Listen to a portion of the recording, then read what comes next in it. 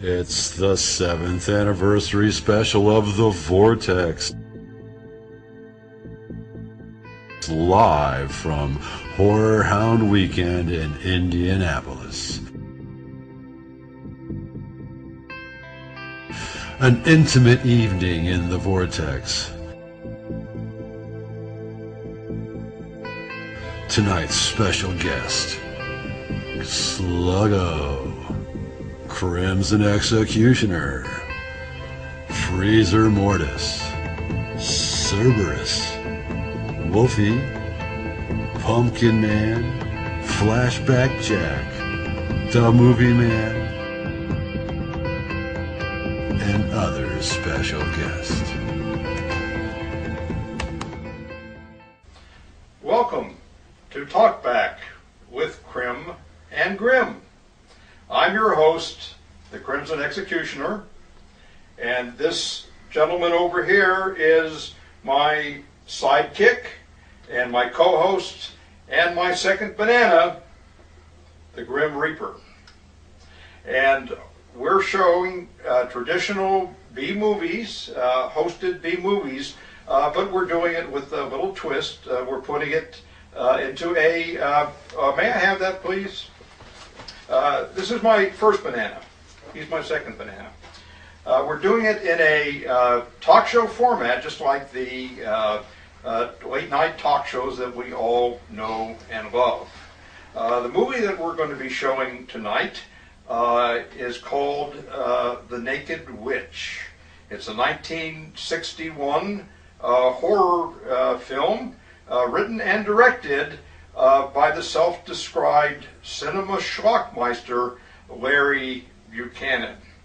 But before we get into the movie portion of the show, let's do a little bit of chit-chat with our first guest, and that is me. That's it. Yeah. you. What's your name? Whatever his name is. They call me Wolfie. I've been around for a while. Not as old as you, Crim, but Well, who is? well, that's true too. But yeah, I've been coming here for a little while. You know, it's been fun. You know, so yeah. Are you enjoying yourself with this? Oh man, oh, you bet. Yeah. I sure am. Well, I've got a question for you. Okay. This is a question I'll ask some of the other guests as well. Are you familiar with a movie from 1970 called "What Do You Say to a Naked Lady"? It's you know who Alan Funt is. I do know. Candid Camera. I do know Alan Funt. Didn't he start like way back in the late 50s? Yeah, and he did the candid camera stuff, you know, the hidden camera and all that stuff. Yep. In 1970, he made a movie called "What Do You Say to a Naked Lady." I don't think I've ever seen that. Well, that movie gave me an idea for a question, because the movie that we're going to be watching tonight is The Naked Witch. So the question I have is, what would you say to a naked witch?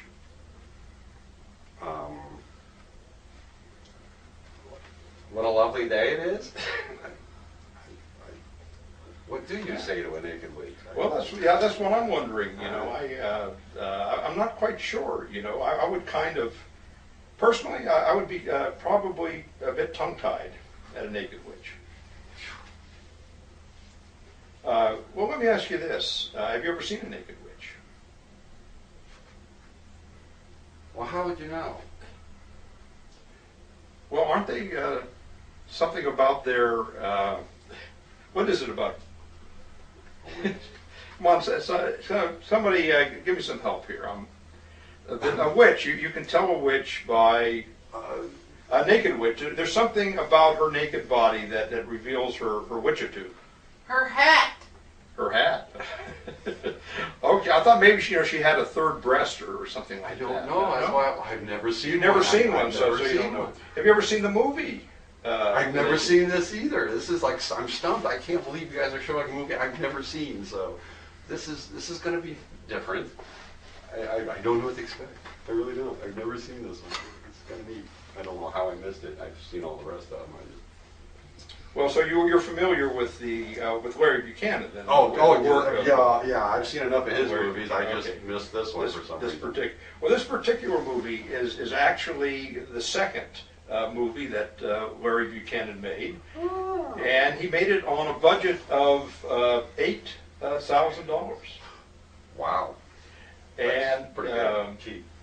let me give you a little bit of warning that it's not a good movie in anyone's accepted definition of the word good. Yeah, it's very, yeah. But it is actually the highest. If you go to IMDb, it's actually the highest rated movie of all of Larry's horror movies. And he made quite a few. So this is like the top of the bottom. This is the top of the bottom. Yeah. It's a 3.2 rating, and if that's actually better than Battlefield Earth. You ever heard of that stinker? I've seen that one, yeah. Yeah, it is better. It's better, more highly rated than Jaws: The Revenge. You ever see that stinker? I haven't seen that stinker. And it's even better rated than EGA. Uh-oh. EGA. Gonna have to check this one out. Well, that's what we're in for. I'm excited. Well, have a banana. That's okay.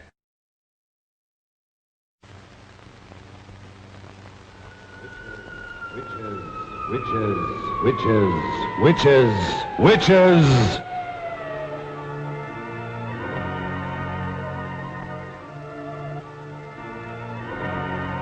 From just beyond the edge of light, from the deeper darkness where no living being has ever walked, comes the terror of those who have given their souls to the devil.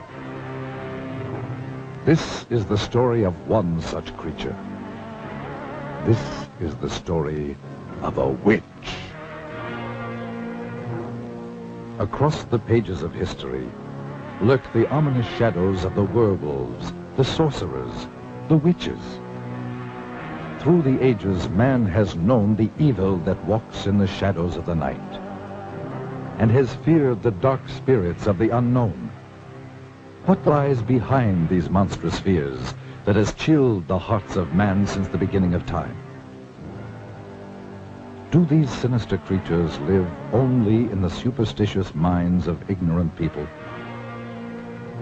Those who have studied the history of the ages, and who know the dark secrets locked in the vaults of time, to them, the word witches brings a trembling fear and a shuddering terror.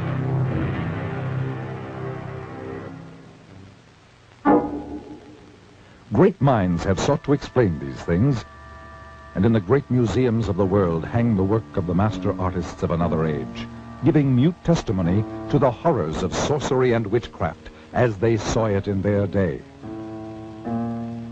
To tell you this hideous tale, and to better help you understand these murderous creatures, let's go back 500 years, for that will bring us back to the time known as the Dark Ages, when the witches held much of Europe in their black grip of fear. And let us study some of the paintings by the great master artists who lived in the age of witchcraft. And through their eyes and the genius of their art, let us try to understand these strange creatures and the evil forces behind them. In the old books, we read that a witch is one who has given his soul to the devil. To do this, they must renounce God and all other things that are decent and good. It is said that they make a pact with Satan written in their own blood. In return for this evil deed, the devil gave them supernatural powers of magic and evil. They could make their bodies disappear or change into any kind of beast or animal at will. They were given the power to cast their ominous shadows across the lives of others. They could cast evil spells upon their victims, causing them to go blind or lose the use of their limbs, or even lose their minds. They could turn their victims' lives into nightmares of hell. For the devil is their master, and they must go forth upon the earth serving only the powers of evil. The witches would meet in the night at a prearranged rendezvous usually in old secret dungeons or in the black depth of a forest.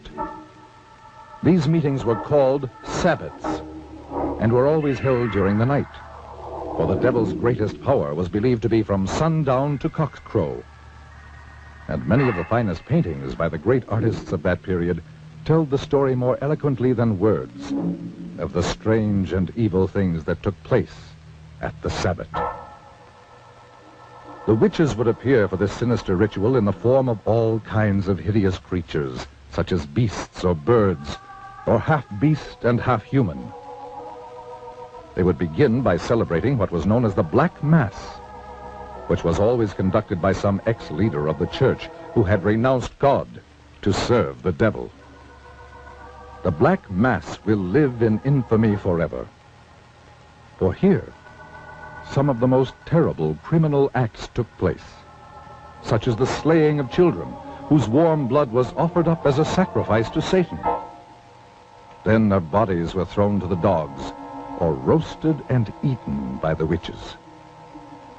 Following this ritual, the entire gathering would throw themselves into the most depraved orgies of filth and obscenity conceivable to the human mind.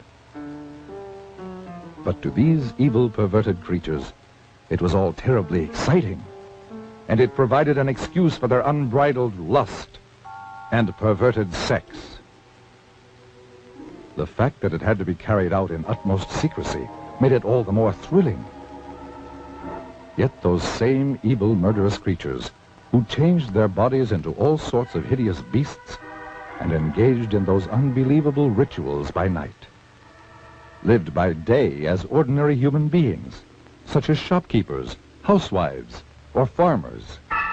And as the years went on, the witches continued their murderous assault upon the people. And it is said that they called forth all the legions of the dead to battle for the souls of the living. For this is the goal of the devil. From the beginning of the 13th century through the 18th century, witchcraft ran rampant through Europe and was practiced with all of its blasphemous and obscene rituals. So, the Middle Ages became the Dark Ages, the age of witchcraft, the age of fear. But men and women who still had the courage to fight did so with all the weapons they knew. And after 5 centuries, the tide of battle turned. In many European countries, the practice of witchcraft was made a capital offense. Rulers decreed that their countries must be freed of this terrible scourge, and that all convicted of practicing witchcraft must die. Armies were called out to hunt down the witches.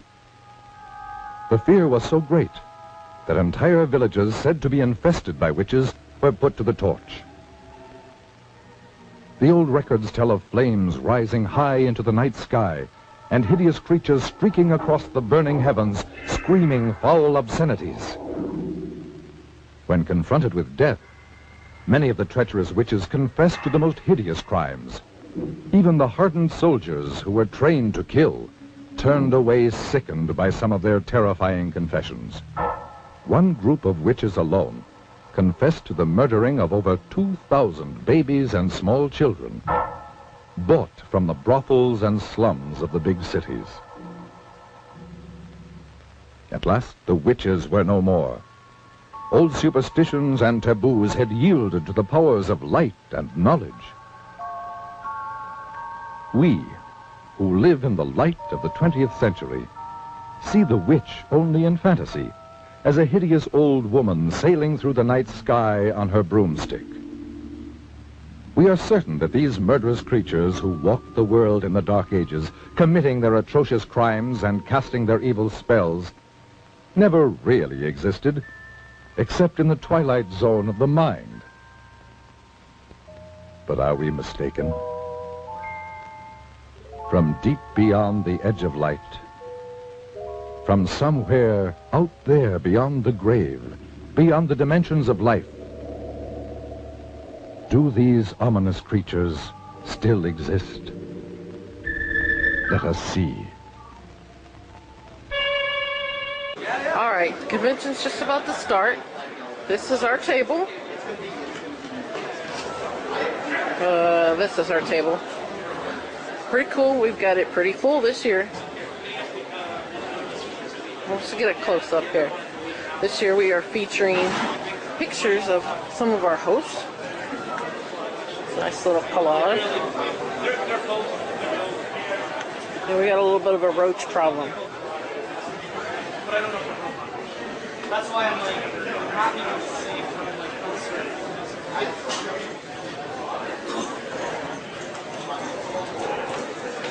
As usual, we do have candy we're giving away. We've got a DVD player going featuring some of our shows. Got a smaller collage. Freezer Mortis t-shirts.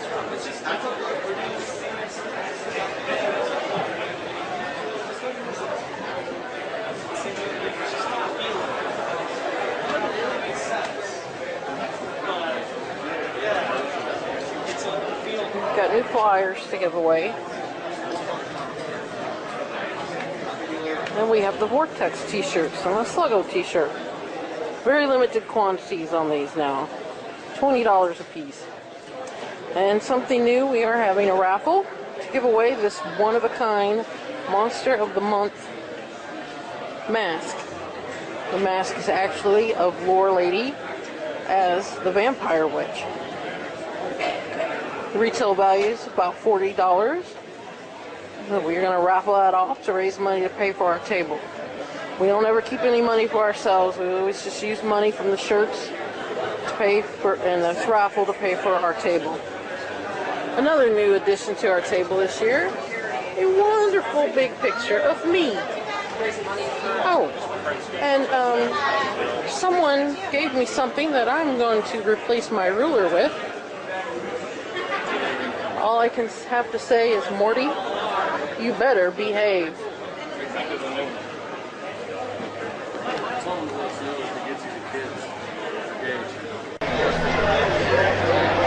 Okay, how you doing, folks? Pretty good.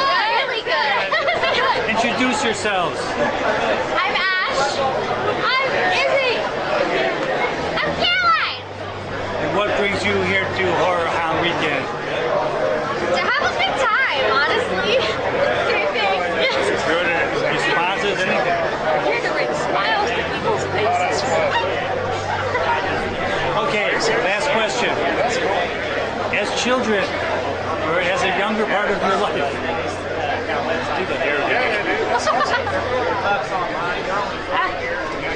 what movie scared you as a younger person? Definitely it. Okay. Guys, Pet Cemetery. Ooh, that one too. Yeah. Friday the 13th. oh, okay. Yeah. There you go. Well, great. Thank you very much for your time. You're welcome. Okay, hi, what's your name? My name's Sarah Butterer. And did you make your costume yourself? No, I ordered pieces of it and pieced it together. It's beautiful. Thank you. Are you anyone in particular? I am not. This is the very first day that I'm debuting this costume, so it doesn't have a name.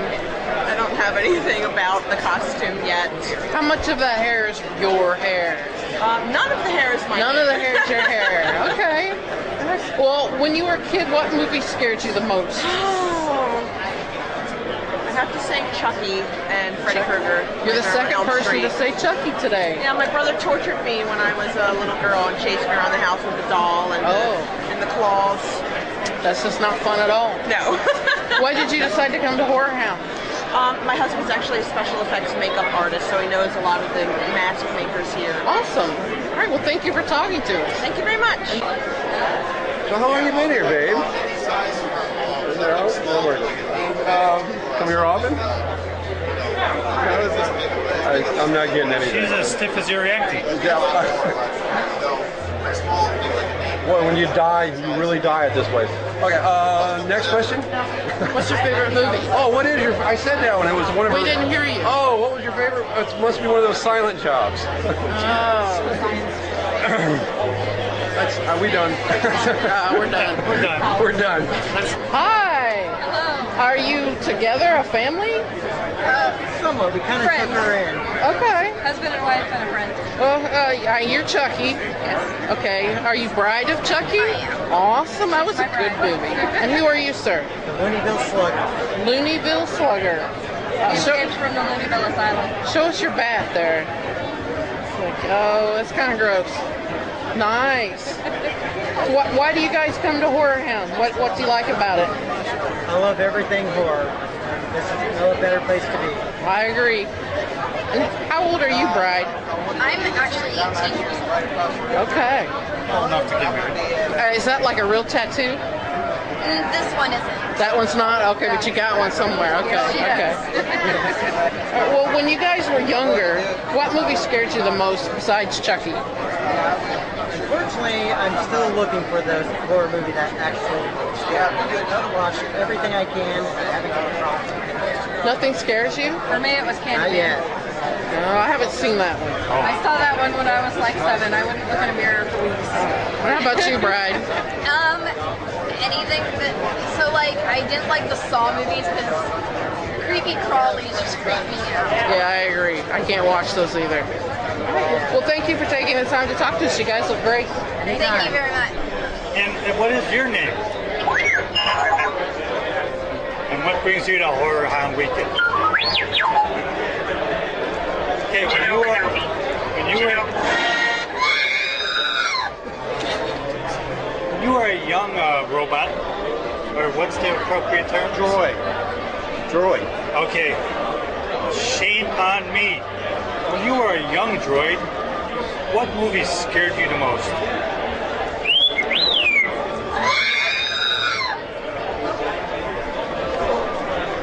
Thank you so very much. Hi. What's your name? Celeste. Celeste. And who exactly are you dressed as? This is my own creation. Wow. Are you like a zombie bride or? Yeah, we'll say that. It's awesome. Kind of show everybody. She has a veil. What'd you make it out of? This is all spray paint and a little bit of nail polish, some regular paint. I got this dress at a vintage store, and I do all my own special effects makeup too. You did your own makeup? Mm-hmm. Wow. Can you close up on her face? That's amazing. Thank you. Are you going to be in the costume contest? No? I attend these every year. I work every convention. So, yeah, I have fun doing it. You should try to be in the contest. That's too bad. Okay, well, when you were a kid, what movie scared you the most? Do you think had an effect? It? Yeah. Are you going to see the new one? I am. Awesome. I haven't seen it yet, but I can't wait. So why do you come to Hororhound? Everybody here is basically like family. Love everybody that attends the show. Love everybody that works the show. It's an awesome convention to come to. Always a great time. Great. Well, thank you for talking to us. You're very welcome.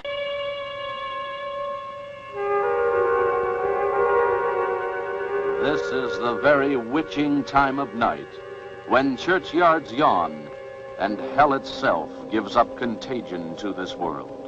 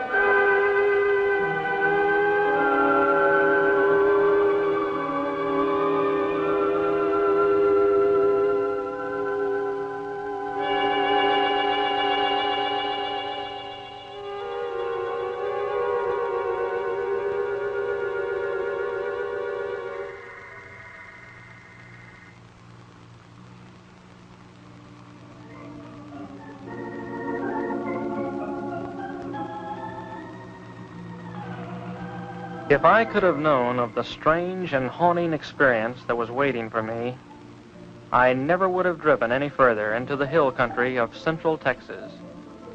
There are those who say that it was all a dream and that it didn't happen at all, nor could it happen in the 20th century. But I tell you, it happened.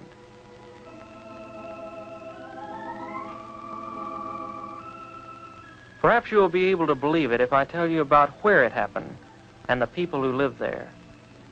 To begin with, it was early spring, and there are few places in the whole world as lovely as Central Texas in April. But this is not the Texas of cowboy lore, for here, snug in a green valley rimmed by evergreen hills, are trim, clannish, thoroughly German villages.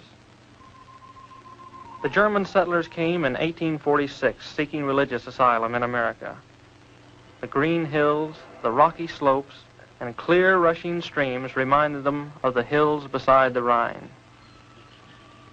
From limestone outcroppings in the encircling hills, they built their thick-walled homes, most of them still standing, mellowed to amber by the sun, still occupied by descendants of the settlers. And they have kept the faith that made their grandfathers brave sickness, isolation, and Indian raids, so that it be kept alive. A characteristic of the valley is the great number of bells, church bells, the Abendglocken with evening bells. And there are the school bells which have rung for 100 years, calling the children to schoolhouses that were built by their great-grandfathers. Though English and German are spoken interchangeably, German is taught in the schools and is still the language of social contact and of the home.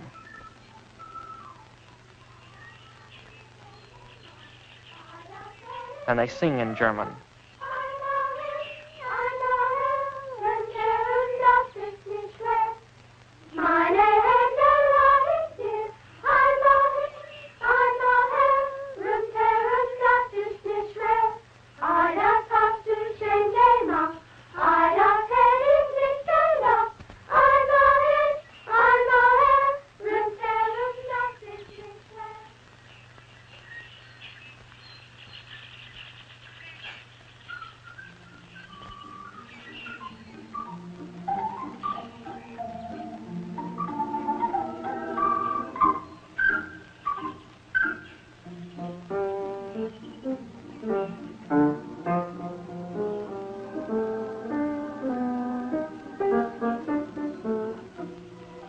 Yes, this was spring, the time of Sangerfest, the singing festival. I was trying to get to the village of Lukenbach, where a singing festival was in progress.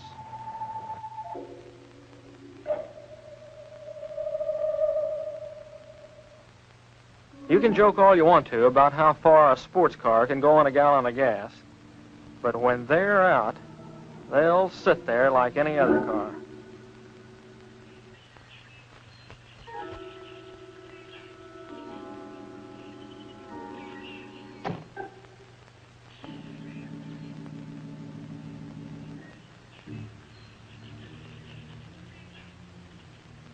I was already late, so I decided to leave the car and walk into the village.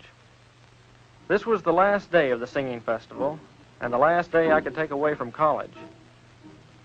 I was writing a thesis on the early Germans in Texas, and the festivals were important to my research. As I walked through the countryside toward the village, I thought to myself how lucky these people were to live in such peace and unspoiled beauty. And yet, as I approached the old burr mill on the outskirts of the village, an ominous feeling crept over me. It seemed as if the dark shade trees above the mill race were about to swallow me up and take me back 100 years, as indeed they soon would.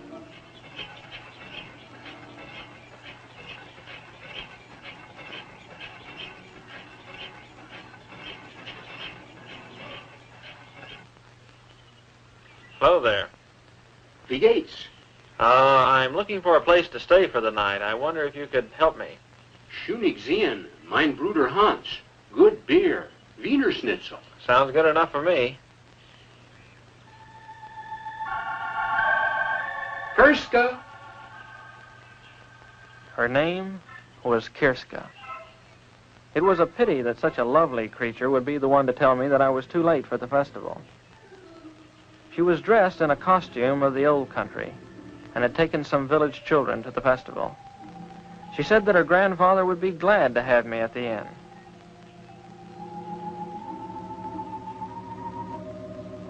As we turned to go, I couldn't help thinking that the old miller could help me in my search, so I turned to him. He seemed pleasant enough as I asked him if he could help me. But when I mentioned the words superstitions and witchcraft, he simply turned and continued with his grinding.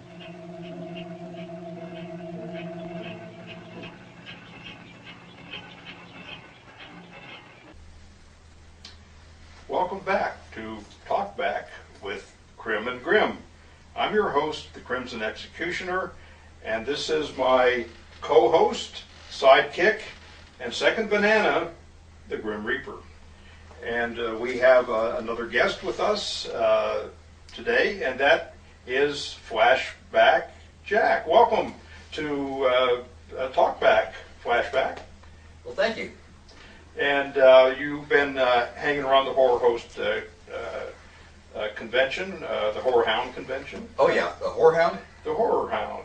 Oh. And I know, Jack, I know you're a collector of autographs. Yeah. And photographs. Right, right. And you have shared your collection with some of your collection, your vast collection, with us in the chat room and so on and so forth. Did you get any good autographs or photographs today, or this, you know? Charles Cypher from Halloween and a number of other movies. He was Sheriff Brackett. And the embarrassing part is I can't remember her name for squat, but the lady who was cursed in the movie Drag Me to Hell, that actress. It was the. And how about the one that you had to wait a couple of days to, or was that somebody? Maybe that was another one of our chatters. I don't remember waiting a few days for one. Okay, that must have been Movie Man. I was hoping that Movie Man would show up here for the show tonight, but he apparently sent the Grim Reaper. Yeah. Instead. Oh, by the way, you're not here for a pickup, are you? Oh, you know, that's a good question. Given, you know, the age of some of the people in this room, you know, the Grim Reaper, you know, may well be. That could be. You look up old the dictionary, you see my picture. Christine Brown. Christine Brown Christine was the girl he's talking about. Oh, okay. Okay, Christine. Well, let me ask you the same question that I talked to Wolfie about. We've you know, seen a little bit of the movie, The Naked Witch. It's kind of an interesting movie insofar as it's set in a small town in central Texas called Luckenbach, Texas. And you may have noticed that there's a lot of German-like people hanging around in this Texas town instead of rednecks like you would expect. And that's because Luckenbach was in fact settled during the 19th century by German immigrants. But getting back to the witch, who is terrorizing this town, apparently century or decades earlier, generations earlier, this witch was executed by the townspeople, and now she, you know, is up and around again, and exacting revenge on the descendants of the people who she holds responsible for her death. So, let's say you're, you know, a resident of Luckenbach there, and all of a sudden you're confronted by this naked witch. What do you say to a naked witch? Well, and how are you, ma'am? I hope you're having a nice day. Anything to keep me from being turned into a newt. So you're going to try to BS your way out of this, in other words. Just like I do with everything else in life. So Well, have you ever seen a naked witch? No, I don't. Not that I know of. Not that you know of. Have you ever seen the movie The Naked Witch before? I might have seen a part of it here and there, but I don't think I watched the whole thing. But are you familiar with Larry Buchanan, the director? Oh yeah, and the man's a genius. The man should have won an Oscar at some time in his career. That's how great he is as a filmmaker and an auteur. Well, we'll be talking a little bit more about Larry's life story. Are you aware of the fact that Larry has sometimes been called the Ed Wood of made-for-TV movies? No, I didn't. Well, that is a nickname. He may have given it to himself. I'm not sure, but he has acquired one way or the other that nickname, and he got the nickname for a series of 8 made-for-TV movies that he wrote, directed, and produced for American International Pictures during the mid and late 1960s. And these pictures, for the most part, are remakes of much better motion pictures, horror movies that were made during the 1950s. As the story goes, American International gave Larry some very simple instructions. They told him that we want cheap color pictures, we want half-assed names in them, we want them 80 minutes long, and we want them now. And perhaps you're familiar with one or two of these made-for-TV movies. The Day the World Ended?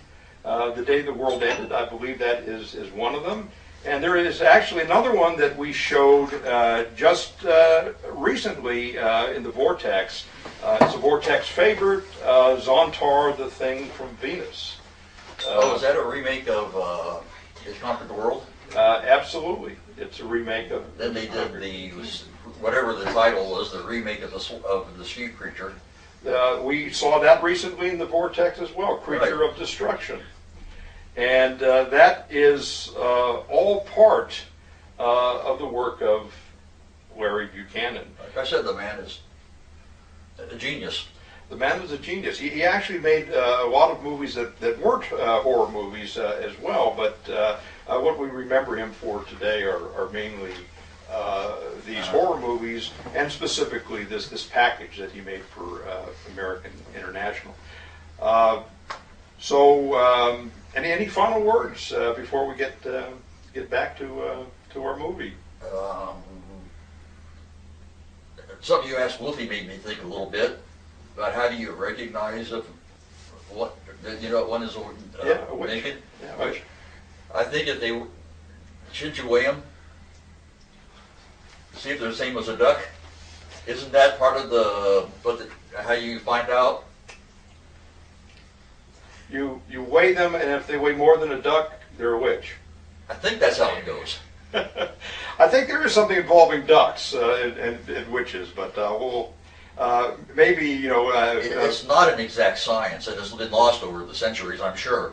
Yes. It's it's a lot of that witchery kind of knowledge has kind of has been lost. But we'll maybe Freezer at some point, one of his Wikipedia moments, we'll get into that. Right. Well, thank you for being with us. Well, it was my pleasure. And we will now present the next segment of The Naked Witch, written and directed by the one and only Larry Buchanan. I dismissed the old miller from my mind as overly sensitive, and we started walking through the village toward the inn. I tried to ask Kirska questions about the village, but she was interested in what she called the outside. What it was like at college. What kind of clothes were being worn by girls her age. Suddenly I realized that I was out of place in this village, with its century-old homes and clean-swept walks.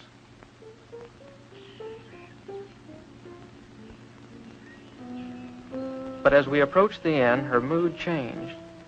It was as if she wanted to help me, but couldn't find words to explain how. You must be careful. The old ones do not like to speak of the spirits and their hex. And your grandfather? Grandpapa will be glad to have you in our house.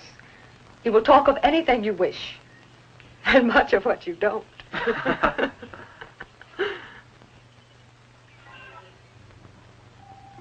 That evening, after a good German dinner by the fire, Hans Schunig, the innkeeper, puffed on his pipe and tried to find words to answer my questions. Ja, mein Bruder, the Miller. The villagers, they are afraid to talk of those days when the spirits were about our belly. Especially the Lukenbach witch. The Lukenbach witch? I think I talk too much. Surely after all these years it would be nothing if you told me. I will help you when I can, but we must not talk of the witch. But I promise you, I'm not going to say anything to anyone. I'm just interested Good in not. I had just about given up hope of any help from anybody. Come in.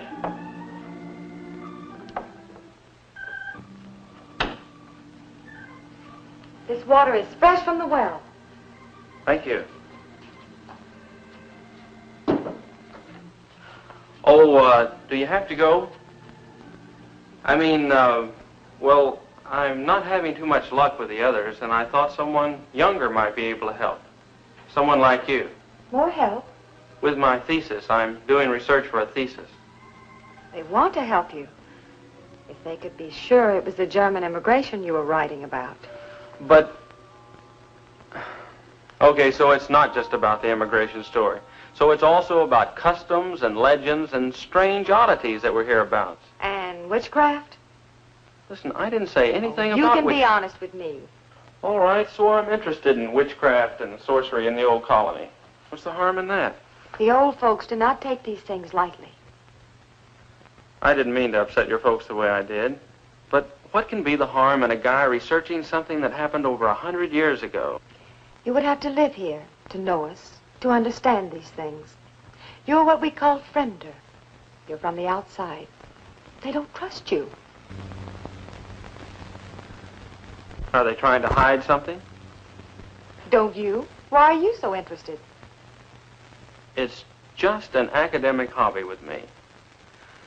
I know there's a lot of talk about witches and warlocks and stuff like that, and a lot of people actually believe it. But I've done a lot of research on witchcraft, and I actually believe it can be boiled down to a simple mathematical and economic formula. How do you mean? Look, in any history book, in any age where there was widespread famine, sickness, want, you find an outbreak of women being denounced as witches.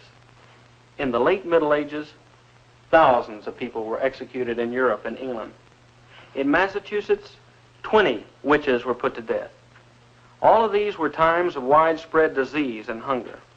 But when your people first settled in this country, they had not only disease and hunger to contend with, they had the Comanche Indian raids as well. Little wonder, then, that the ugly word witchcraft was heard in the new colony.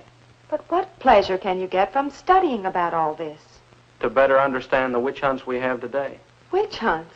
You would think that after the delusions of New England and early Texas, the urge to hunt witches would have disappeared from the Western world, but nothing of the kind. The medieval idea of witchcraft was replaced with things like race and nationality. What can I do to help?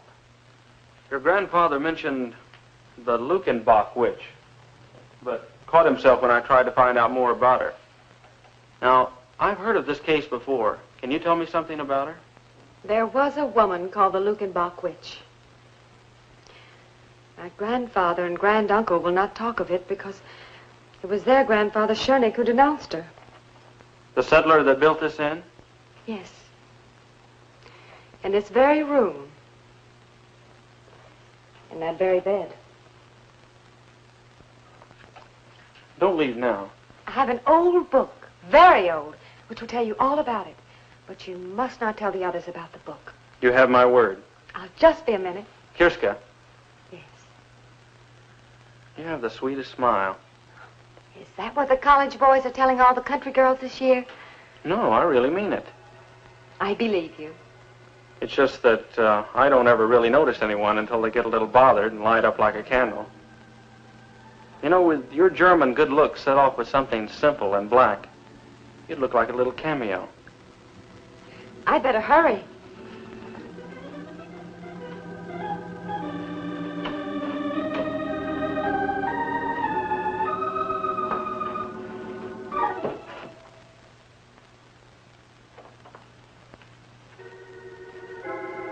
As I finished my packing, I actually felt that my luck was changing for the better. Just how much better, I couldn't describe. You'd have to see her.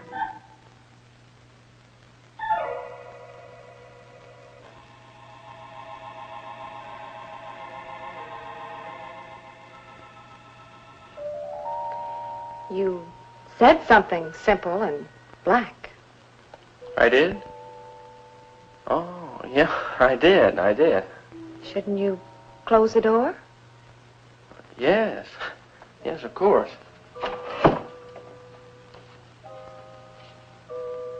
I'm not sure I've got you figured. Because I asked you to close the door? Well, yeah, that and I... You wouldn't want Grandfather to know we were alone? No, I wouldn't. Oh, you didn't think I wanted to be alone with you? No. Well, to tell the truth, I'm not sure what I thought at the moment. I'll tell you. You didn't think little country girls ever thought of being alone and things and life. But, Well, who knows more about life and things and being alone than farm people? Well, It's just that farm people don't talk about it too much. Too much talk ruins it. I'll be... I'd better give you your book now and go. Because after giving you your book, I have no reason to stay. Except on one condition. And that wouldn't be fair to you.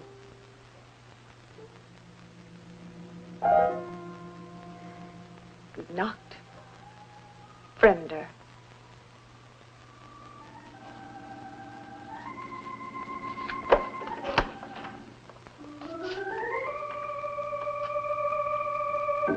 Hi, what's your name? My name's Stink Gum from Mad Max. From Mad Max, all right. So did you make this yourself, or? I bought the two masks at a Halloween store and sewed them together. Put the knife together on. Awesome. And then how about this stuff hanging on it? These are my old sport clothes out of my truck and my old bicycle chain wrapped with a leather lace, normal long john shirt that I spray painted, a normal pair of jeans, my boots, my knee pads, and then I got my collection of hair. That is awesome. That's awesome.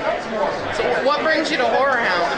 What do you like here? I love meeting all the celebrities that we get to meet, and the mask world is just a great world to be in. All the women in my life. All right. Oh, what movie scared you the most when you were a little kid? Chucky. Chucky? It's always creepy. I thought my dolls were going to come to life on me. Yeah, dolls are the thing now, aren't they? All right, well, thank you for talking to us. Thank you. Scary guy, he just about made me wet my pants. Does it? You do that, Roy? Is that coming from your mouth? What did he do to scare you? I was standing on a corner in that room, and he was standing completely still. I thought it was a dummy. You know, Wait, one of those sticks? Just kidding. Well, I mean, you know. A man. You have to consider the source. Yeah. And, I mean, I'm not kidding. I thought he was a dummy. And I turned around to say something to him, and he grabbed me on the shoulder, and I just about peed my pants. Wolfie, why'd you do that? Did you know better? He's like that. He wanders around a lot. Well, I can't keep him on the leash anymore. I was going to say, he needs a long chain. A long chain. After talking to him for a while, have you changed your thoughts about him being a dummy? No, he's a pretty good Wolfie. Yeah, we like him pretty well. Oh, just need his Wolfie. Yeah, he's a pretty good guy. What are you doing here at Hororhound? Well, right now I'm sitting, but... Well, what brought you to Hororhound? I like to smooze with the stars. Oh, okay. Which one in particular? About elbows. Well, I don't know. I haven't been down the room where they're at, but I haven't either. I spoke to Mr. Savini a while ago, and they always seem to put his movie on, Death Till Dawn. This is a few days before I'm here, so we spoke a few words, and I think he's a real person. not just a snooty. No, he doesn't seem to be. Yeah. He's not. So, I think this is my 7th time coming. 7th time. So you're a big horror film fan. Well, to a point. When you were a kid, what scared you the most? What movie? Probably Psycho. Ah, that's a good one. The day Psycho came out, I went to the Circle Theater downtown in Indy with an aunt, and my brother was having his appendix out, and I was too young to be in there. Oh, and that has my stuff. They have a menu for guests. Classic. Yes, I love it. I love it. Well, thank you for talking to us. Well, you're welcome. Hi. How are you? Who are you, sir? I am Confusus. You are. And what are you drinking? This would be lemonade and fireball. All right. Feeling good right now?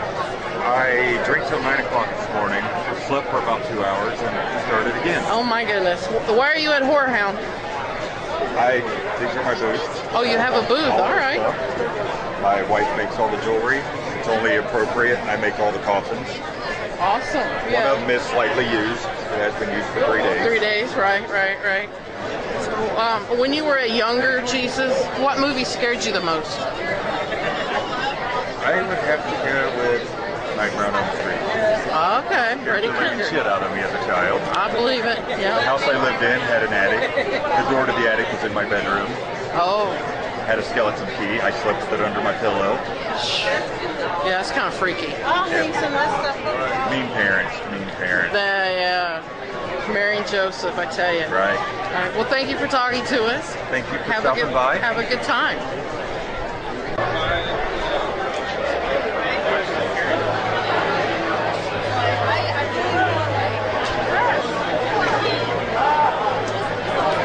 So how'd you get those legs that never quit? I eat my vegetables. Parents love to hear that answer from little kids. Either that or I'm half Inspector Gadget. What brings you here to Horrorhound Weekend? Say what? What brings you here to Horrorhound Weekend? So I can clown around, of course. Duh! And okay, when you were a kid, a little bitty, were you ever little? No. Joseph, were you born with those legs? I was always this tall, of course. When you were younger, what movie scared you the most? That's a good question. Can I go sit in half a TV? You lose, please play again. Well, thank you for answering our questions and not answering our questions. Yep. You see what I did there? Okay, you take care. Thank you. Thank you. Have fun. Well, I'll be damned.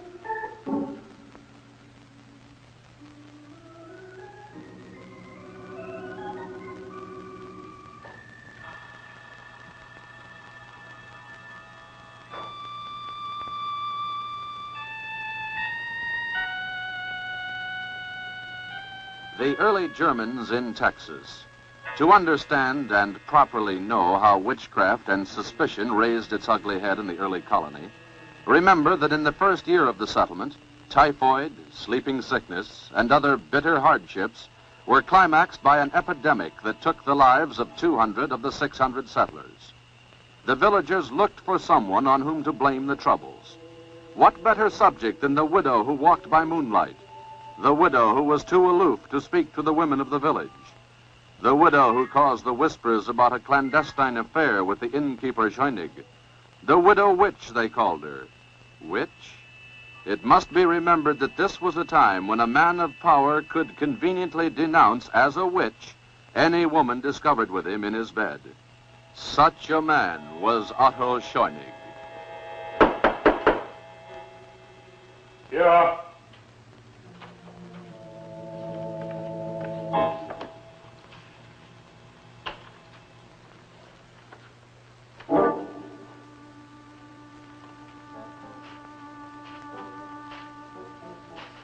Well, Otto? Well, widow? What excuse is it this time, Otto? What excuse? I have asked you to give me more time, woman. I have given you time enough. You must decide between us.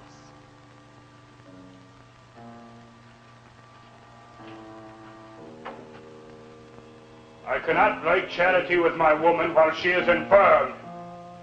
The villagers are talking. I hear them mouthing when I pass their doors. What are they saying, widow? They're saying that I have taken the bed of an invalid wife. They're blaming me for their miseries. The curdling of milk and the spoiling of butter. They say it is the curse of the widow witch. My washerwoman tells me that on Sunday last, the preacher read from the Old Testament. Thou shalt not suffer a witch to live. You must take me away from all this. I cannot break charity with my woman while she is infirmed. You have broken charity with me? What am I? A chattel to be used when convenient? To function where your wife cannot? To lie with, but not to marry? Quiet, woman. Keep your tongue. I'll not be silent. For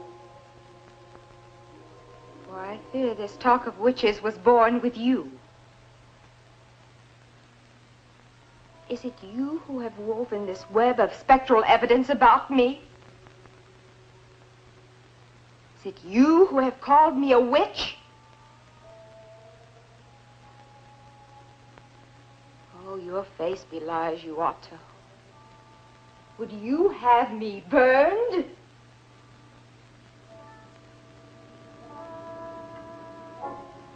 Yes. Yes. Witches are for burning. No! No! Stop your shouting, woman. Let her hear me. Let all hear me. You belie me. They are here now. The elders are here to learn how you cast your demoniac spell over this house. No! No, you lie! I have told them how you cast your spell over my wife to make her invalid. She is in league with the devil. The widow is a witch. That same night, under cover of darkness, they took the widow to the graveyard. There are those who said that she waited proudly without fear, and that she whispered over and over, Tot au alle Schönigs, death to all Schönigs. I will return, and with the self-same spire, I will kill all who bear the name of Schönig. How convenient for Otto Schönig that there could be no trial. Death would be by post oak spire. They buried her not 100 yards from where she had lain with the cruel and deceptive Otto Schönig.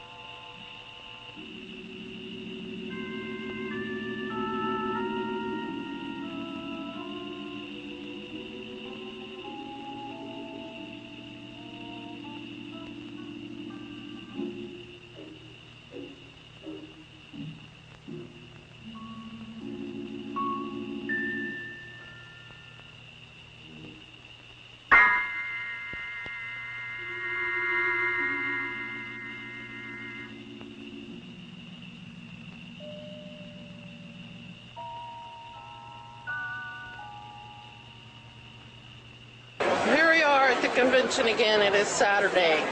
People are starting to come in.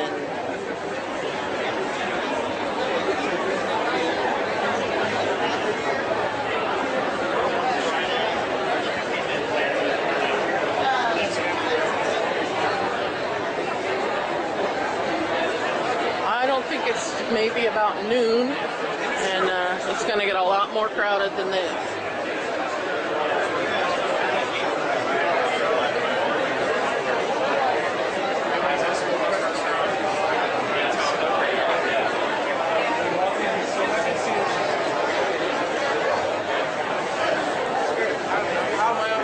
Looking pretty good. And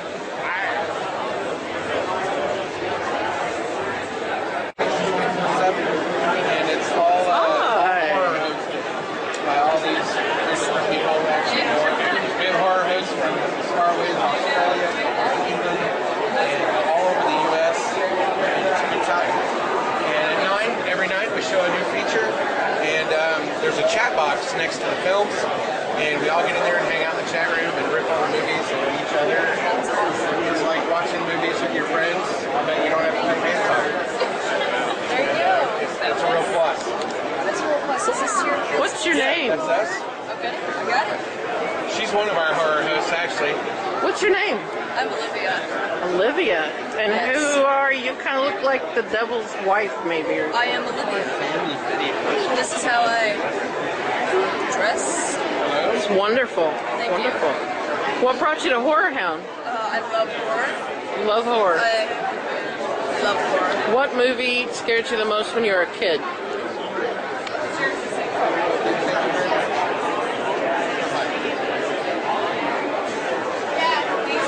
Nightmare on Elm Street. Did you happen to see Freddy Krueger just walk by? Yes. He looked so awesome. Oh my goodness. Is that what made you cry blood? Yes, of course. Thank you for talking to us. Thank you. Hi! Who are you? I'm Joe Woody Oken, otherwise known as Woody. Okay. Or Joe Oken, or yeah, what? What brings you to Horrorhound? I've been here since 2009. They keep me in the basement for whenever they have the convention. Okay. Well, I have one question. When you were a kid, what movie scared you the most? What movie scared me the most? Yeah, when you were a little sapling. Sleepless in Seattle. Why? Terrifying. Terrifying. Shit like that don't happen. Well, that might be kind of true. I love you. I'm going to agree with that. All right, well, we just want to say, please watch the Vortexx. Okay. Yeah, I think I might have seen a show or two on there. You might have been on there. I might have been on there a couple of times. Thank you. Bye, guys. Thank you. All right. Wow. Is this a video? You have anything to say? Oh, it's a video. It's a So I video. don't have to act like a mannequin, like one of those store-bought mannequins. Ho, ho, ho. Candy. Ooh. Oh, my goodness. Oh, my goodness. I have something to say. Welcome to prime time, bitch.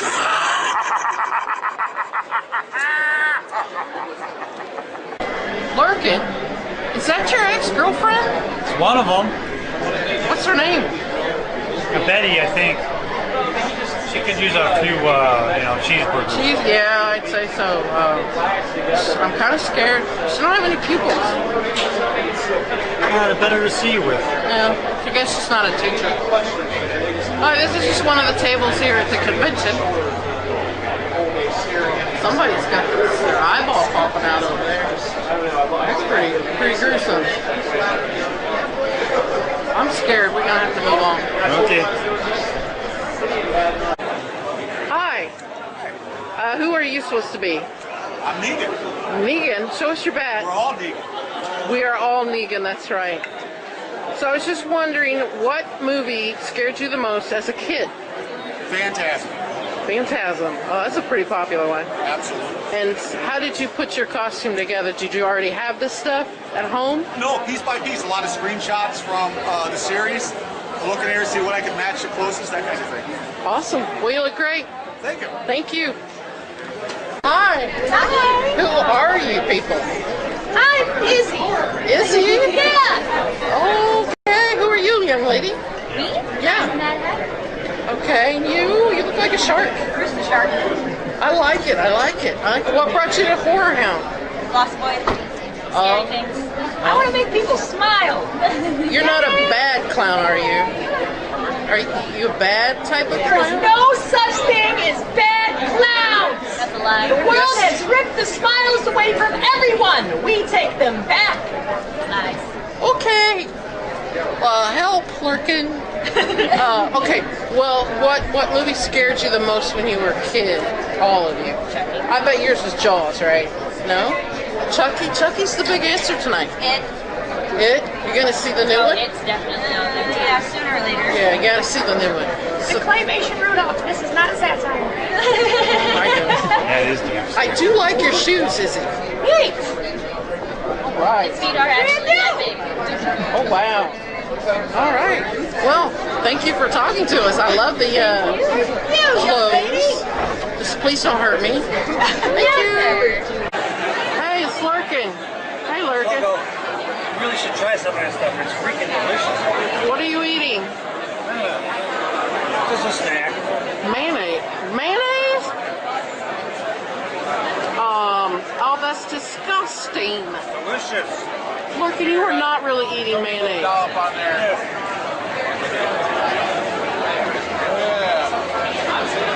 What? That? Oh my God. Absolutely. You like a dollop of mayonnaise? It's delicious. Are you eating? Oh, come on.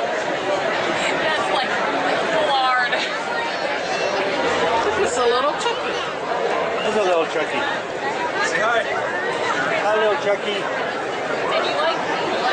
Whoa! Oh my. You're talking to a guy that's eating mayonnaise. Who's the crazier one here?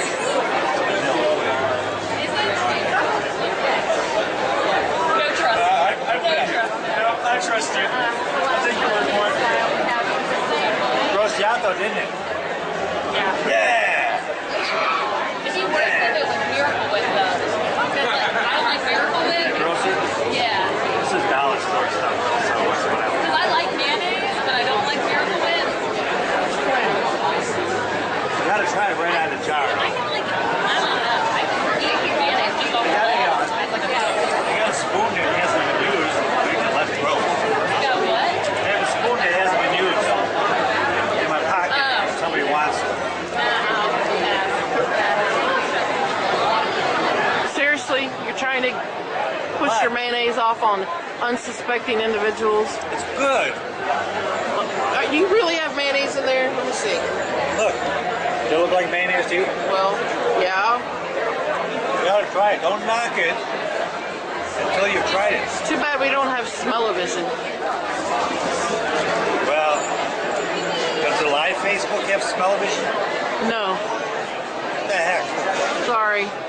Kind of low-fi, low-tech arrangement you got going. It's free. That's why. Still filming? Yeah. Why? Oh, I don't know. I'm done. Okay, say bye. Bye. Bye.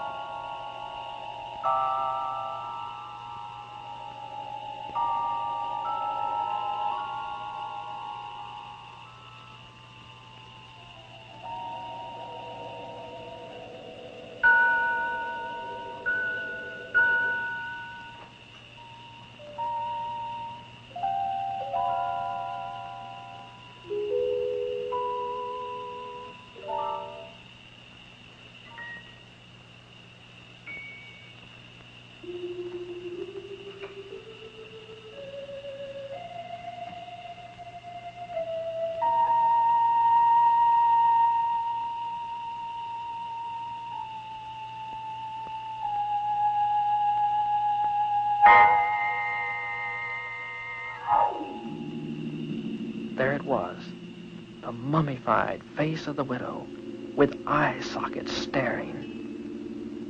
And among the crumbling bones, the stake, now petrified stone. What a prize. If I could but take the stake, and the temptation was too much.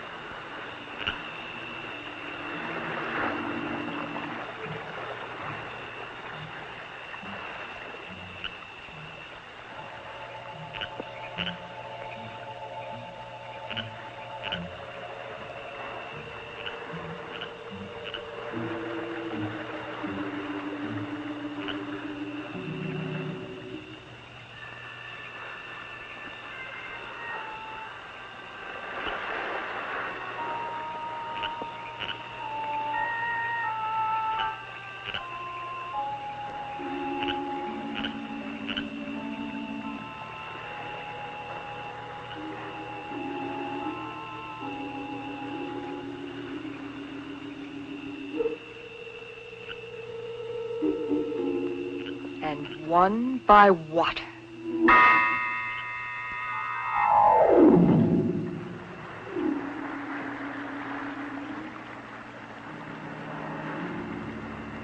Welcome back to Talkback with Crim and Grim.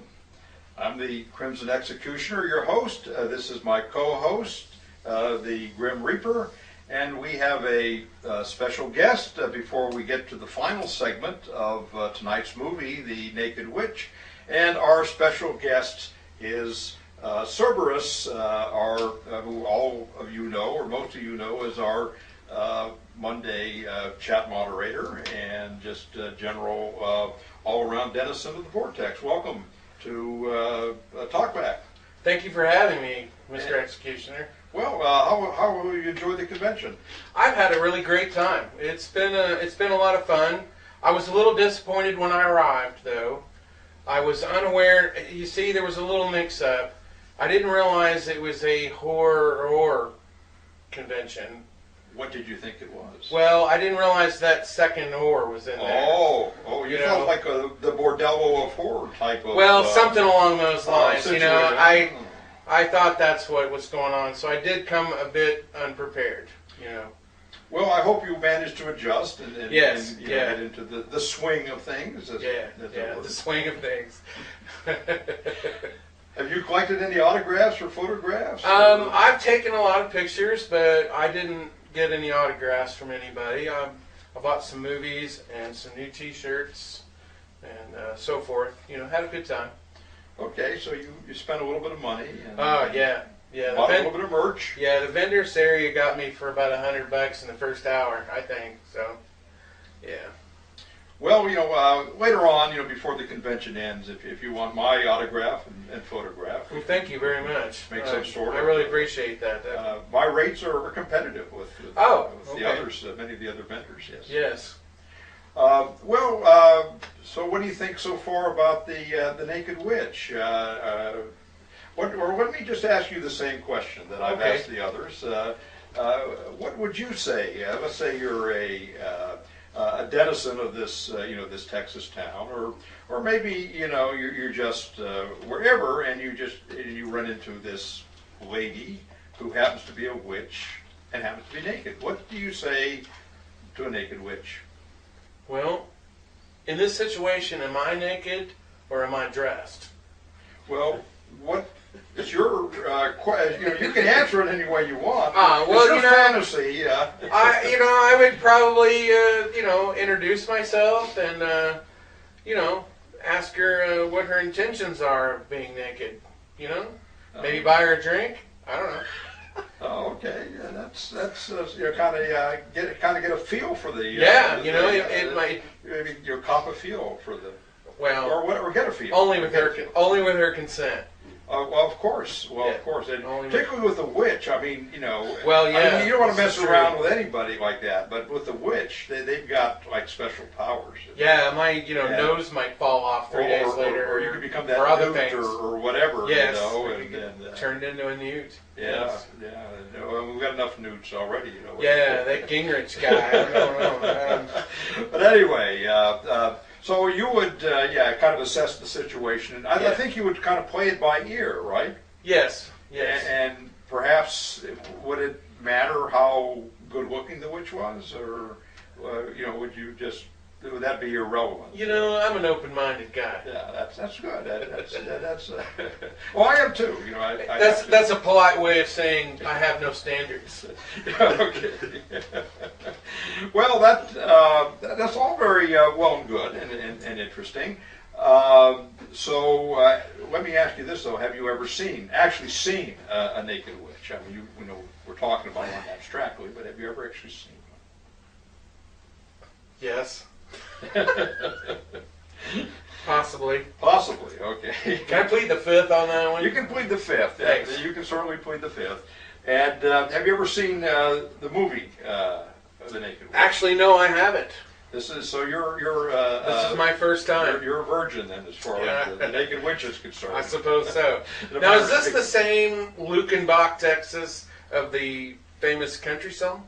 Yes, that actually is. Let's go to Luke and Octavia. It actually is. That's the Waylon same. and Willie Yeah. and the boys. Yeah. Okay, I thought so, baby. Yeah, that's the same. That's the same Texas. Which brings us, of course, back to Larry Buchanan, because Larry Buchanan is from Texas. Right. And he was born in a little town called Mexia, I think. It's pronounced Mexia, but is consistently mispronounced by everyone who tries to pronounce it. And it even has some sort of a motto that, you know, we're a lovely town even if you can't pronounce our name or something like that. That's the town motto. But that's where Larry came from. And it's about 200 miles from, I guess it is pronounced Lukenbach, and I wasn't sure how that was pronounced, but I guess if I'd listened to the song, it would have all kind of come together. But anything you'd like to say before we bring along our next guest? No, not at all. I don't have much to say other than just say hello to everybody that's out there in Vortexx land. And we're having a ball here at Horrorhound Weekend. And honestly, we only just wish that you guys were all here too. Even the ones that can't make it and aren't with us anymore, you're all surely missed. And hopefully we'll see some of you in March. Yes. And you, I don't want to see you. And now we're going to bring along another guest, whom you know I love you. Yes. Serb's lover, whom we all know as. I'm going to edit out that Serb's lover part, aren't we? Sure. Okay. Oh yeah. Oh, absolutely. Okay. Not anymore. Who you all know from the Wednesday night chat modding and being a Vortexx regular, a horror host on occasion, and that of course is again our friend Lurkin. Welcome to our show. Thank you, sir. Talkback with Crim and Grim. Grim. And I'll ask you kind of the same questions that I've been asking everybody else. So you've had plenty of time to think of clever and snappy I answers. haven't actually been paying attention to anything that's been going on. So. Yeah, well, I don't blame you. Nobody else has either. But Okay, even I, have lost track of what's Is that why you're going to ask me the questions off that sheet of paper on it? Well, actually, this sheet of paper is my cheat sheet. Okay. We'll get back to that later on. Fire away. I've got a few things about Larry Buchanan that we want to talk about. I want to make sure I get the Schlockmeister. The Schlockmeister. Okay. And in fact, he published an autobiography, and he called himself the cinematic Schlockmeister or something like that. That's the title he gave to himself. Good name to give himself. Yeah. But can anybody spell it?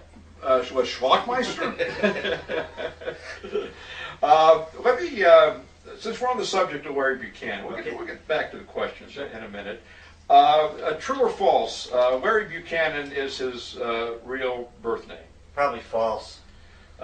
With somebody in that business, you're always better off guessing false. I would say.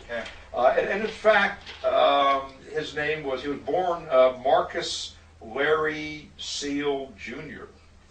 That was his actual birth name in the year 1923. And Larry had kind of a rough life at the beginning. He lost his parents at an early age, and he was raised in a Baptist orphanage. Oh boy. U.S. Baptist country down there in central Texas. Yeah, I played the radio down there once. Watch out for snakes. And after he graduated from high school, Larry was actually offered a scholarship by Baylor University, which is a very prestigious Baptist university down there, a scholarship to study for the ministry. But he decided that he would turn it down, and what he did instead is he accepted a rival offer from 20th Century Fox Studio to be an apprentice in their prop department. So it was a tough choice, minister or apprentice in the prop department. It's a bit of a fall from grace either way. And Larry, he went for the props, and they signed him eventually to an acting contract, and that's when he acquired the name Larry Buchanan. Okay. So Marcus became Larry, and he kept that name for the remainder of his career. That's an interesting story, because I kind of just figured when his wife was seeing what he was doing, she made him change his name. Well, that's an interesting. That's. I always thought he was just kind of the illegitimate son of President Buchanan, but apparently that wasn't true either. You know, a little bit of research. History's your thing, man. History is my thing. Well, let me just see if there's anything else about Larry we want to bring up before the final. Oh yeah, just one other thing, and then we'll get to the questions. Sure. You know, the movies that Larry made. You know, they have wound up on various worst movie lists. Absolutely. He didn't make a good one in the bunch. I mean, his whole oeuvre, his whole body of work, it was pretty much crap. Yeah. But the interesting thing is that every one of his movies at least broke even, and most of them actually made money. Wow. And I'll tell you what Larry's secret was, and it goes back to the fact that The Naked Witch was made on a budget of $8,000. If you have a budget of $8,000, all you got to do is rake in $8,000 to break even, and everything after that. That was Larry's secret. So you put naked in a title, you're pretty much going to rake in at least $8,000. Hey, you know, these movies were playing in grindhouses and drive-ins, and and you know how, you know, down there, I mean, they, you know, in central Texas and that part of the country, they just ate that stuff up. They loved it. Yeah. So let's say you were, you know, down there in central Texas, and just happened, you know, in your travels to confront a naked witch. What would you say to a naked witch? You know, if I was going to borrow a line from the movie you talked about earlier on, the candid camera, what do you say to a naked lady? I thought the best line in that movie was, "I like your outfit." But having worked so much with, you know, being the minion of Freezer Mortis, I'm so used to people talking, you know, shaking hands with him and walking away and saying, "That dude is colder than a witch's," you know, whatever. So I would, if she was naked, I mean, I would have to ask her, how can I tell if you're cold or not? Did that make the least little bit of sense at all? That was clear as mud. Yeah. Okay, great. Thank you. That's what I was shooting for. Well, so let me ask you this then. You know, have you, as a follow-up, have you actually seen a naked witch? Not in person. I've seen enough of the Coven type, you know, movies. They're supposed to dance naked, right? That's the deal. That's part of the deal. Yeah, so I've seen a few of those. And have you seen this movie before? I have seen this movie before. Ask me where I've seen this movie before. Yes. Where have you seen this movie? I've seen this movie before in the Vortexx. One of the hosts ran this film, and shame on me. Was it? It was the Ghosts on the Big. Oh, I'm sorry. Brown. Yeah, just go ahead and say it. Okay, Ghosts on the Big Brown Couch. Yes. And it was very funny. They did a good job with what little material there is to work here. Well, and how's you know, the Horrorhound Weekend been for you? I'm having a good time. Having a great time. Freezer was here for a little while, and he gets tired too easy these days, so he's taking a nap right now. Plus, I think the guy ate like a whole freaking jar of mayonnaise. I think it was maybe not in the refrigerator long enough or something, so he might be what they call indisposed for a little bit of time. So he couldn't make it, he sent me. Well, we're glad that you could be here. And any final words for you know, our viewers? No, just have a good time, like always. We've had fun here. We're going live via taped, right? As a result of circumstances outside our control. Filmed before a live studio audience. Yeah. Right. Just like Freezer Mortis. That's it. Just take care, folks. Have fun. Well, thank you for being with us. And without further ado, we go to our final segment of The Naked Witch.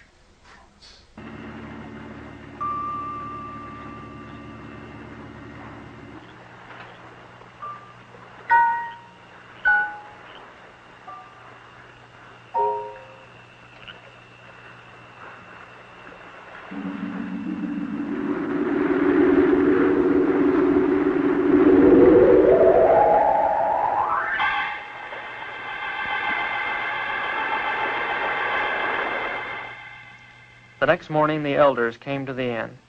They had fished the body of the miller out of the blood-soaked mill pond. There was no question of what had happened, for they had also discovered the empty grave of the witch. I tried to speak up, but words wouldn't form in my mouth. This was all a dream, I wanted to tell them. This thing didn't happen. But as the elder continued to talk, the sudden realization came to me that it was true. I had uncovered a grave of a witch, and now, after 100 years, she had returned to avenge herself.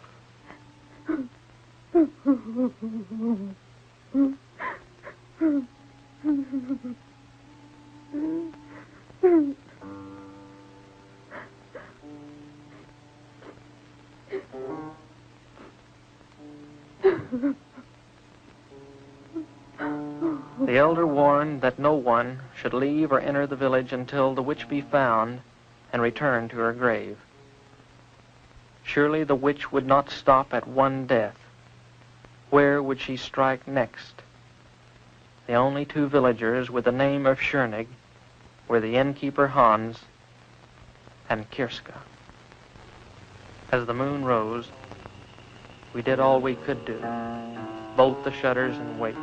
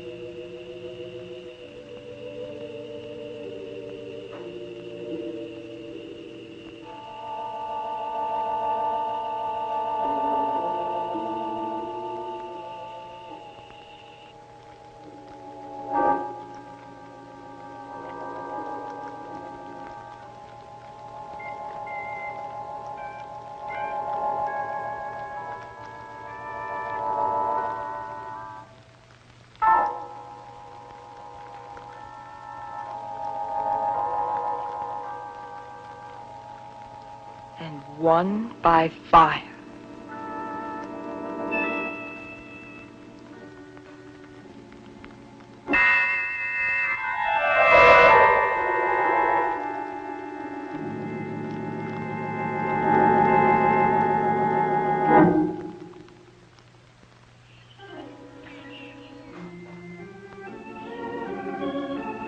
I was the guilty party.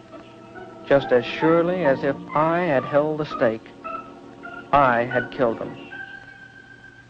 I could no longer contain my guilt. And yet, some kind of power kept me from speaking up. It was as if I was hexed by the witch herself. I made up my mind to find the witch and stop the killing. The librarian must have wondered at my strange questions. Under the guise of research, I asked her if there was some place people could hide in the hills by day, maybe some place where they went to during the Indian raids. Yes, she could help me. There were some caves downstream from the mill. I had my information.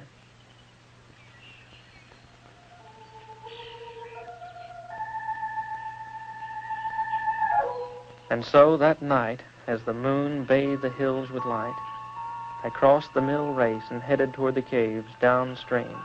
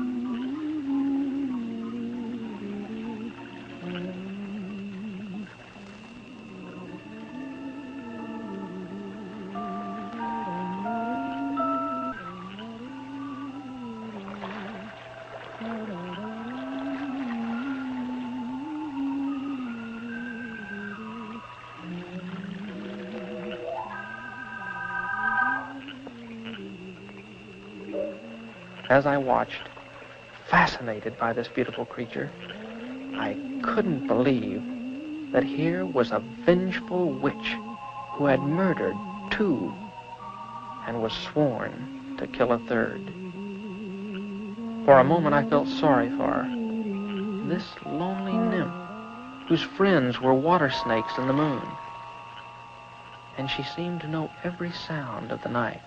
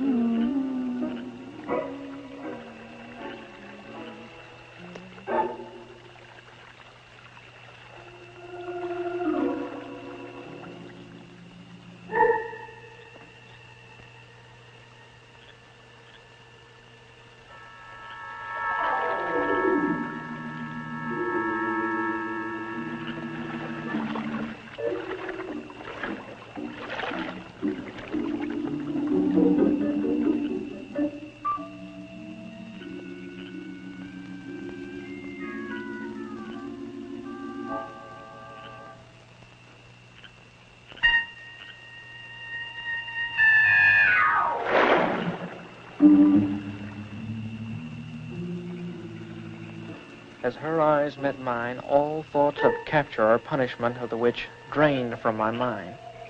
I was helpless. Her power and beauty engulfed me, and I found myself completely obeying her will. I followed quietly as she picked up the gown she had torn from Kirska's back.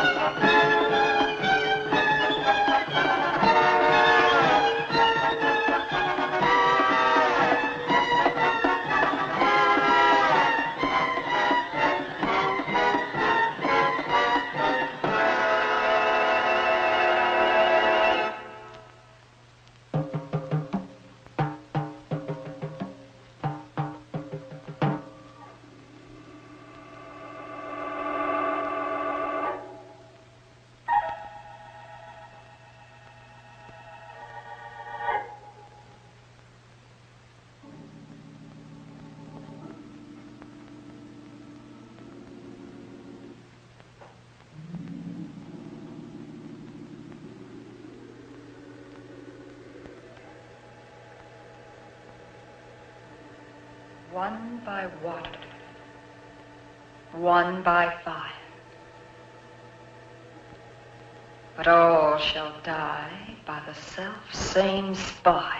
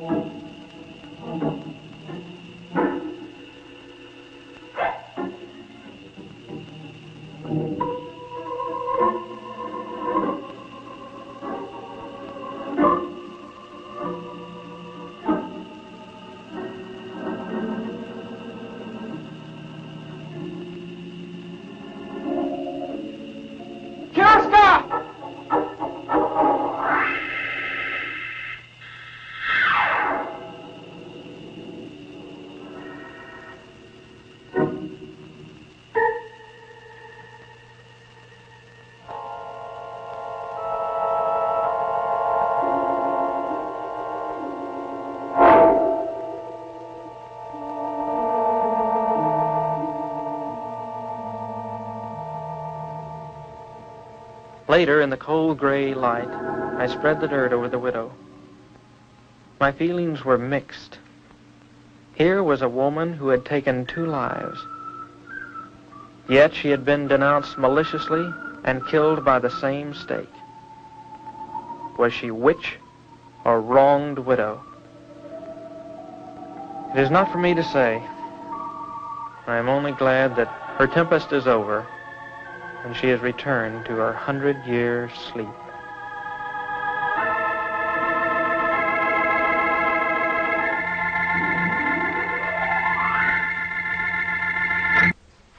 Welcome back to Talkback with Crim and Grim. I'm your host, the Crimson Executioner. This is my sidekick, the Grim Reaper. We hope you enjoyed The Naked Witch. And we have a special guest to kind of wrap up. And our special final guest for the evening is the one and only Sluggo Gonzalez, president of the Vortexx. Welcome, Sluggo, and how are you doing? What happened to beloved leader? Oh no, dear. Oh yeah, dear leader. Oh, beloved and dear leader. Yeah. Well, let me just smack myself with the ruler here. Oh, by the way, we have another special guest. This is for fans of the Walking Dead. You know, ooh, that's sharp. You know, this is Lucille, and Sluggo decided that although the ruler seems to be sufficient to keep most of the chatters in line, that there may be times a little more firepower is needed. So we now, in addition to the ruler, have Lucille. So Lucille, welcome as well. Tell him the truth. That's for Morty. Well, okay, I guess the secret is out then. That is for Morty. That's a special gift that Sluggo is, I think, going to give to Morty's head. It's not a gift, but yes, directly to his head. Directly to his head. His big fat head. That's right. His big fat mouth. Well, we're not here tonight to talk about Morty. Obviously, we're here to. What are we here for? Losing her dress. Oh. Okay. What are we? We're here to talk about the Horrorhound Convention. How are things going for you? Have you met any interesting people, Sluggo? Well, I've met Grim. Well, yes. He's pretty interesting. He don't say much though. Well, you know, I met Grim for the first time at this convention just the other day, as a matter of fact. And as soon as I saw Grim, I knew that Grim would be the ideal co-host for this new show. Because he lets you do all the talking? Because he lets me do all the talking, exactly. He just kind of sits there and is menacing. And, yeah, he's menacing. You know, as fearsome as I am, you know, it's always nice to have a little bit of backup. And Grim's my backup there. So, you know, if anything, you know, happens or whatever, I've got, you know, Grim has my back. So... I don't think you want him to have your back. Well, now that you mention it, you have a point there. I think with Grim, you notice I'm kind of looking straight at Grim right now. You know, I haven't turned my back to Grim, so we'll see how that works out. But you know, our relationship is just beginning, so we'll see how all that develops. Okay, so you met Grim. Any other excitement at the convention? Terry was here. Oh, Terry Mount, right? Terry-rific. Oh, Terry-rific. Terry-rific, yes. And was she selling handbags or just kind of... No, she was just socializing just social, today. Yeah. And, yeah. It was pretty cool. Any you know, celebrities, you know, like Arch or anybody no, like that? No, Arch couldn't make it this time. How about Wolfie? Wolfie's here, but I would...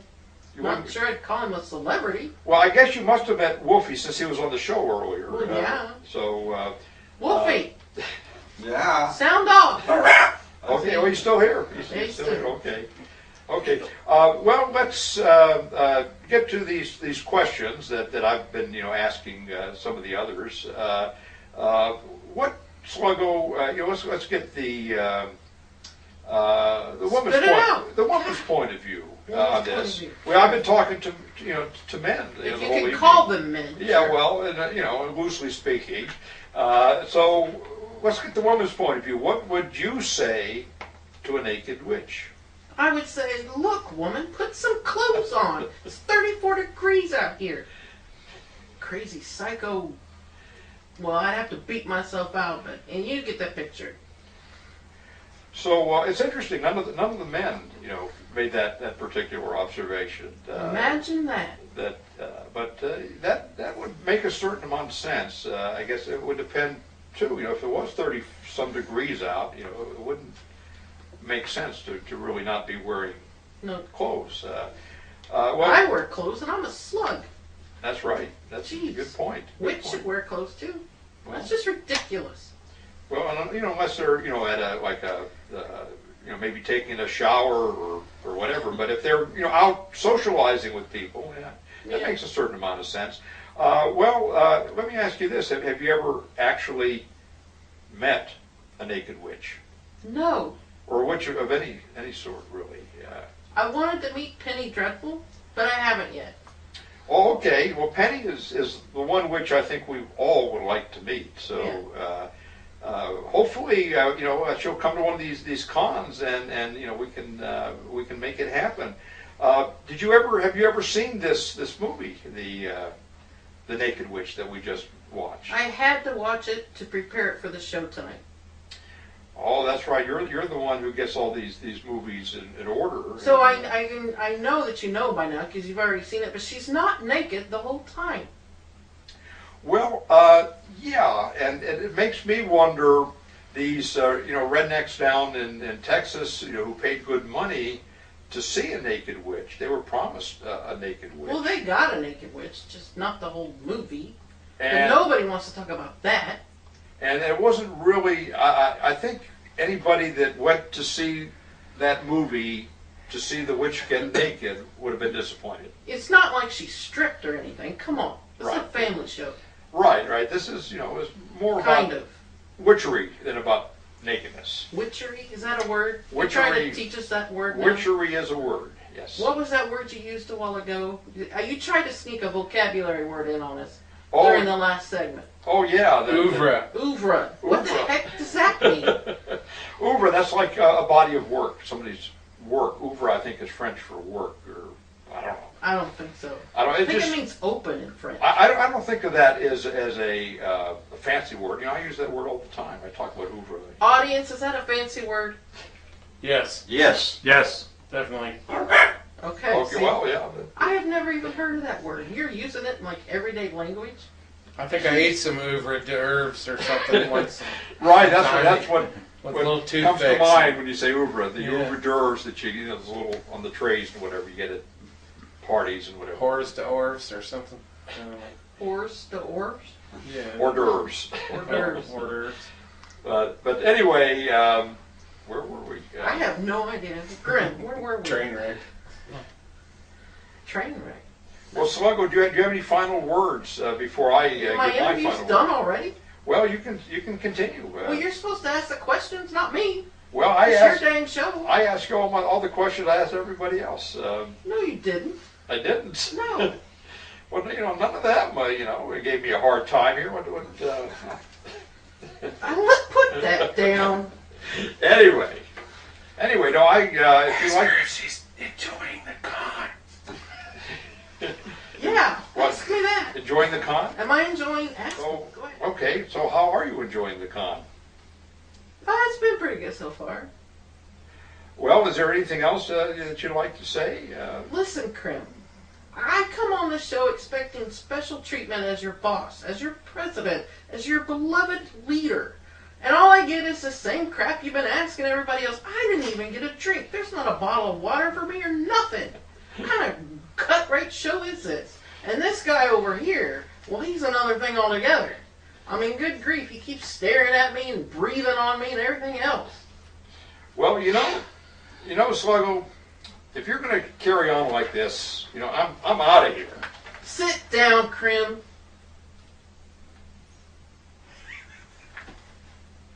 Dang. Nice try.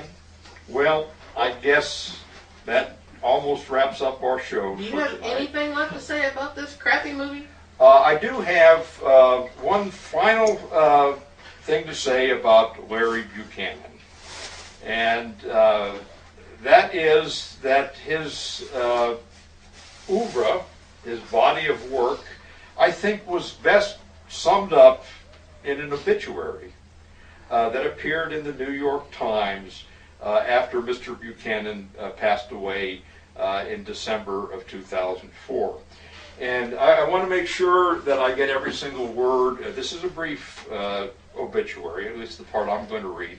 So I want to make sure that I get every word right. If you'll pardon me, I'll just read it from this piece of paper here. I hope everyone drank some coffee first. According to the obituary, one quality united Mr. Buchanan's diverse output. What are you looking at me for? Look It at was the camera. not so much that his films were bad, they were deeply, dazzlingly, unrepentantly bad. His work called to mind a famous line from H.L. Mencken, who, describing President Warren G. Harding's prose, said, "It is so bad that a sort of grandeur creeps into it." So rest in peace, Marcus Larry Seal Jr., a.k.a. Larry Buchanan. You may have departed from this earth, but your movies will live on forever in the Vortexx. And thank you for watching, and we'll see you next time. What? Thank you for watching. Good night. Good night. Did you say something at the end? Yeah. Okay. Good night. Good night. Good night, Gracie. Night, Grim. Good night. Okay.